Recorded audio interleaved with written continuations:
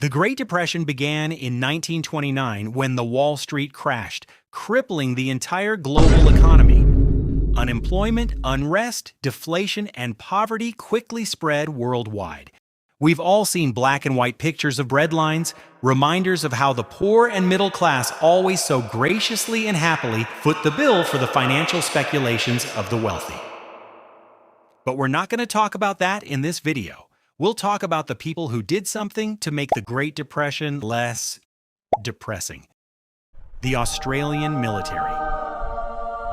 In late 1932, after much consideration and careful planning, they decided that they had no choice but to launch a war on birds.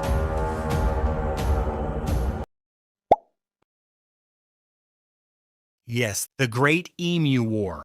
The conflict that won't be studied in military academies or be praised for brilliant combat tactics, a battle of the species, man against the bird.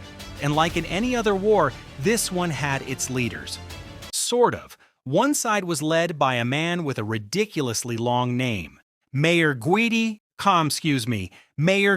Purves Wyn Aubrey Meredith of the Royal Australian Artillery's 7th Heavy Artillery. And the emus were led by Coco Jumbo, although we haven't been able to independently confirm the bird's identity. So, how did this surreal interspecies conflict begin? Why did violence escalate? And most importantly, what happened to Coco Jumbo? Let's try to answer some of these questions. In the years after World War I, the Australian government gave land to veterans, often in marginal areas of Western Australia, as part of a program to increase crop production and provide a stable source of income for the discharged soldiers. When the Great Depression began, these former soldiers were encouraged to produce wheat and were promised subsidies, which the farmers never received.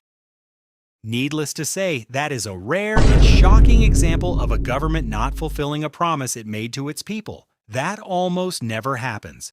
The price of wheat kept falling and the cost of production kept rising. But that wasn't the only problem these inexperienced farmers had to face. There was another two-legged flightless threat approaching. Due to drought, around 20,000 emus migrated from the inland regions toward the coast after the breeding season. They thought the area was a good place to settle down with their new families, but the farmers disagreed vehemently. The enthusiastic emus kept breaking and entering, leaving holes in the fences and making a path to an open buffet for other vermin, such as the rabbits. The big birds ate the wheat, but also trampled all over the other lower plants, clumsily destroying everything in their path. The farmers were, as expected, quite triggered by this and decided to take matters and guns into their own hands. Unfortunately for them, they were significantly outnumbered, so they eventually had to reach out to the government for help. The Minister of Defense, Sir George Pearce, soon struck a deal with the farmers. The government would finance the troop transport, but the farmers would provide food, accommodations, and pay for the bullets. As fair as a deal with a government could get. Ready to ruffle some feathers with Lewis machine guns, Major will just call Meredith to save time. Sergeant McMurray and Gunner O'Halloran loaded up on around 10,000 rounds of ammunition, packed their duffel bags, and began their not-so-special military operation. What ensued shows just how important gathering intelligence and reconnaissance prior to waging war is, whether you're fighting humans or birds. Here's why.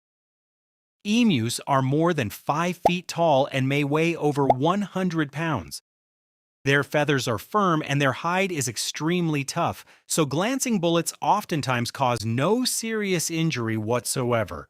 Furthermore, their long legs enable them to run up to 30 miles per hour even on rough terrain, which makes them tough targets, especially if you're chasing and shooting.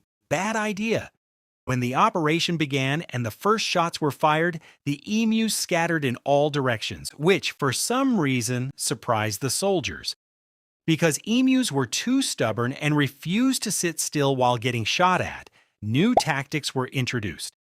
The logic was, if one Lewis machine gun didn't work, maybe 2 machine guns would. It was a classic human strategy of escalation. Since the 2 machine guns approach also failed, other than making twice the noise, Major Meredith had to resort to something cleverer. He planned an ambush near a local dam where emus usually came for a little R&R, hoping to catch them off guard.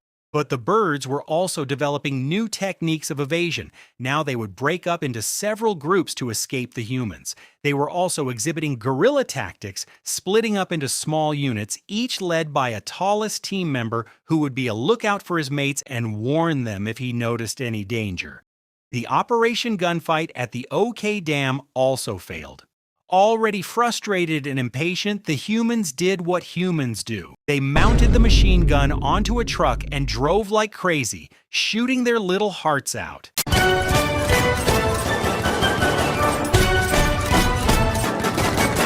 It was possibly one of the first drive-by shooting attempts in history, and it wasn't very successful. The rough terrain made it difficult to aim, and the enemy was simply too fast. The battle, unofficially known as the Fury Road Emu Edition, ended with minimal casualties on both sides. No humans were injured in this campaign. After several unsuccessful attempts to push the big birds away from the farms, the military eventually decided to halt the operation. Although a number of emus did get killed, the birds were the victors of this flap heard around the world.